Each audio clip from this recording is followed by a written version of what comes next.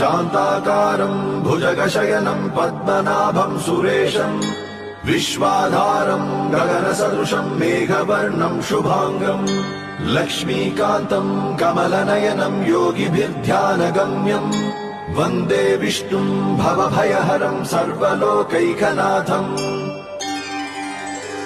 ॐ शान्ताकारं भुजगशयनं पद्मनाभं सुरेशं विश्वाधारं गगनसदृशं मेघवर्णं शुभांगं लक्ष्मीकान्तं कमलनयनं योगिभिर्ध्यानगम्यं वन्दे विष्णुं भवभयहरं सर्वलोकैकनाथम्। लक्ष्मीकान्तं कमलनयनं योगिभिर्ध्यानगम्यं वन्दे विष्णुं भवभयहरं सर्वलोकैकनाथम्।